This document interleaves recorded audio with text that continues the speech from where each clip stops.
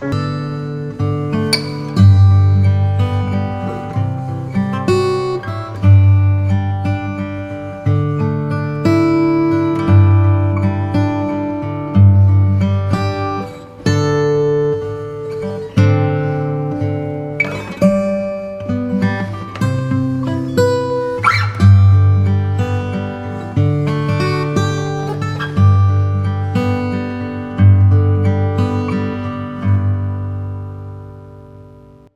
hello everyone, this is Mike Salia and I am back with a new conversation with you guys. और मुझे वापस आना पड़ा है क्योंकि मैंने अभी रिसेंटली एक न्यूज़ देखी और उस सबसे आप लोग भी अपडेटेड होंगे। न्यूज़ असल में कुछ ऐसी है कि गवर्नमेंट ने इतिहास के साथ में कुछ छेड़छाड़ करने की कोशिश की। अब वो छेड़खानी कैसी है कि इतिहास के पन्नों में से कुछ इतिहास के चैप्टर्स को रिमूव किया जा रहा है और इतिहास के साथ छेड़खानी हो, माइक से ना है, ऐसा कैसे पॉसिबल हो सकता है ना?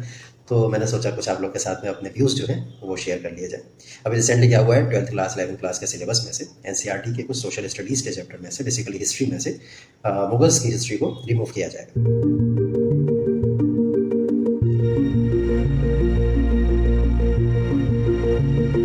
मुगल्स की हिस्ट्री को रिमूव करने के लिए वहाँ से मुगल्स के सारे चैप्टर्स को हटाया जा रहा है और मुगल्स के चैप्टर्स को हटा के एनसीईआरटी ने अपडेशन कर भी दिया।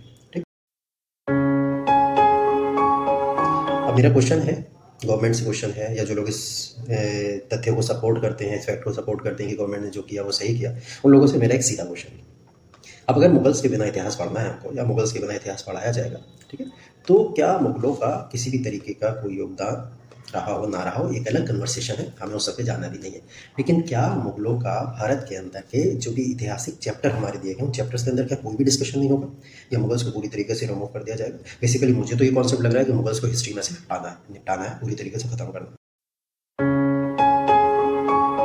तो मुगल्स को जब हिस्ट्री में से खत्म ही करना है, एंड ही करना है, तो आगे चल के क्लास में जो कन्वर्सेशन हुआ करेंगे, या जो सिलेबस से रिलेटेड बातें हुआ करेंगी, उस सिलेबस से रिलेटेड बातों के अंदर बच्चों के सामने मुगल्स के नाम भी नहीं लिए जाना चाहिए, फिर तो सिलेबस के हटाने के पर्सपेक्टिव से। और जब वो नाम नहीं लिए जाना चाहिए मुगल्स से रिलेटेड, तो मुगल्स के बिना भारत के अंदर जितना भी इतिहास चला, हम लोग मुगल्स को 1526 से पढ़ते हैं और बेसिकली 1857 के रिवॉल्ट तक तो अप्रोक्स पढ़ते ही पढ़ते हैं, जब तक बहादुर शाह जफर को डिटेन नहीं किया गया। तो ये मुगल्स का पूरा इतिहास हम लोग पढ़ते हैं। अब इस पूरे ऐतिहासिक काल के अंदर हमारे पास में राजपूत भी थे, ठीक, हमारे पास में हम लोग ने ईस्ट इंडिया कंपनी भी देखी, बहुत सारे यूरोपियंस भी देखे, तो इन सब का इतिहास कुछ ना कुछ मुगलों से जुड़ा हुआ। तो क्या हम राजपूतों के इतिहास को भी हटा देंगे क्योंकि बीच में मुगल्स आ रहे हैं उनके साथ में?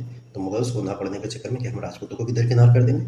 क्या हम ईस्ट इंडिया कंपनी या एडवेंट ऑफ यूरोपियंस के चैप्टर को भी हटा देंगे क्योंकि उनका लेना देना भी मुगलों के साथ में ही है? ठीक, मुझे क्या लग रहा है, आने वाले दिनों में जो चैप्टर्स क्लास में डिस्कशन हुआ करेंगे वो काफ़ी ज़्यादा अलग तरीके के डिस्कशन हुआ करेंगे। ठीक है, तो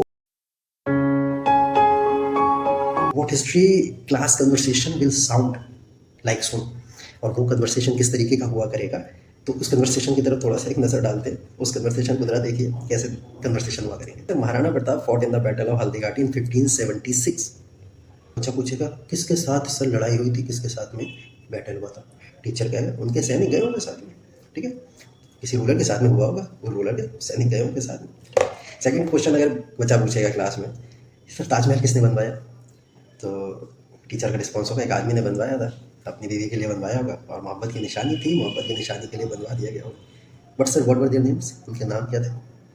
तो टीचर का रिस्पॉन्स जो होगा वो गजब होगा, तुमको किसी की निजी ज़िंदगी से क्या लेना देना है, तुम अपने काम से काम रखो, तुम्हें क्या करना किसी की निजी ज़िंदगी से। ठीक, तीसरा वाला सुनिएगा, east India company established political dominance in India, और वो political dominance east India company ने बैटल ऑफ प्लासी और बैटल ऑफ बक्सर से भारत के अंदर एस्टैब्लिश की। बैटल ऑफ प्लासी और battle of Buxar, battle of Plassey में तो हमारे जो बेसिकली बंगाल के नवाब है उनका रोल था, लेकिन बैटल ऑफ बक्सर में तो डायरेक्टली मुगल्स हमारे इन्वॉल्व थे, और Mughals involve Shah Alam second, पढ़ते हैं हम लोग इतिहास के अंदर, तो शाह आलम सेकंड का इन्वॉल्वमेंट था। तो जब पूछा जाएगा, बच्चा पूछेगा, सर पूछने से डर लग रहा है, लेकिन एक बार बताएंगे क्या बैटल ऑफ प्लासी और बैटल ऑफ बक्सर में ईस्ट इंडिया कंपनी किसके अगेंस्ट में लड़ा था?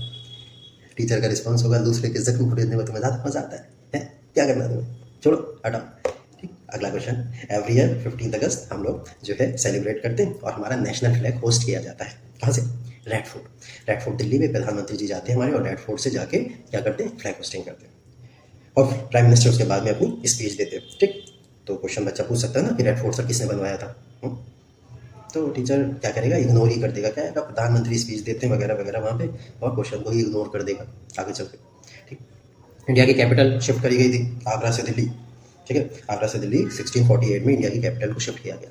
1648 में कैपिटल शिफ्टिंग हुई, और कैपिटल शिफ्टिंग किसने की सर, कौन करा कैपिटल शिफ्टिंग, ये सब केस पूछा जाएगा जब, ठीक। तो रूलर कौन था, रूलर का नाम क्या था, तो बच्चे को साइलेंट मोड पे रीडिंग के लिए भेज दिया जाएगा, डांट कर चुपचाप बैठा दिया जाएगा। औरंगाबाद का अगला क्वेश्चन अगर देखा जाएगा तो अगला क्वेश्चन देखिएगा किस तरीके का हो सकता है। औरंगाबाद का जो ओरिजिनली नाम था वो खड़की था, और it was founded by Malik Ambar. Malik Ambar ने इसको फाउंड किया था, ठीक। तो वो पूछेगा जब खड़की नाम था तो इसका नाम औरंगाबाद क्यों रखा गया, कहेगा टीचर सवाल जवाब बाद में। मलिक अंबर बहुत युद्ध जीते, मलिक अंबर बहुत ग्रेट था, मलिक अंबर की बात याद रखो। तो कहेगा किसके खिलाफ, टीचर कहेगा क्या दुश्मनी भैया तेरी मुझसे, तू मेरे पीछे पड़ा हुआ है, मुंह से मुगल निकलवा के ही मानेगा क्या, ठीक है।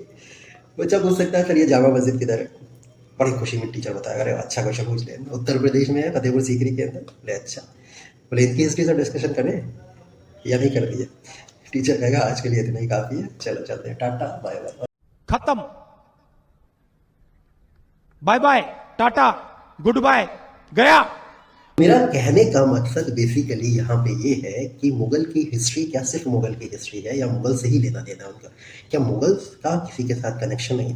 मुगल्स भारत के अंदर आए, क्रिश्चियनिटी भारत के अंदर आई, जैसे पुर्तगीज, डेन्स, डच या फिर स्पेनिश भारत के अंदर आए। इन्होंने किसी एक कल्चर को इवॉल्व किया, कल्चर को जन्म दिया, एक कंपोजिट कल्चर क्रिएट किया। उस कंपोजिट कल्चर, जिस कंपोजिट कल्चर के अंदर आज हम लोग रहते हैं, तो इस कंपोजिट कल्चर को क्या आप एक डायनेस्टी को खत्म करके या एक डायनेस्टी को हटा के आप एक कंपोजिट कल्चर को दिखा सकते हो, नहीं दिखा सकते, पॉसिबल ही नहीं है दिखाना। 11th-12th के सिलेबस में से, एनसीईआरटी के सिलेबस में से इसको हटाने का मतलब है कि आगे अपग्रेडेशन किस तरीके से बच्चे का होगा, क्योंकि उसको ग्रेजुएशन में मुगल्स को पढ़ना है, उसको पीजी में, पोस्ट ग्रेजुएशन में मुगल्स को पढ़ना है, उसको अपनी डिग्री, डिप्लोमा या फिर इवन रिसर्च तक लोग कुछ कुछ टॉपिक्स के ऊपर करते हैं, जो लोग हिस्ट्री के साथ जाते हैं। अब जो लोग हिस्ट्री के साथ जाते हैं उनको इस टॉपिक को टच करना है, पढ़ना है, तो जिसका बेस में कभी मुगल्स नहीं जिसने सुना होगा, वो किस तरीके से इस तरीके के डिस्कशन करेगा। एक बहुत बड़ा क्वेश्चन है, सरकार को इसके बारे में सोचना चाहिए, गवर्नमेंट को इसके बारे में सोचना चाहिए, एनसीईआरटी को इसके बारे में सोचना चाहिए, और पॉलिटिकल इन्फ्लुएंस में ना आके बच्चों के भविष्य के साथ में ना खेले। पॉलिटिकल इन्फ्लुएंस से बच्चों के भविष्य के साथ में अगर खेला जाएगा तो आने वाली हमारी जनरेशन जो है,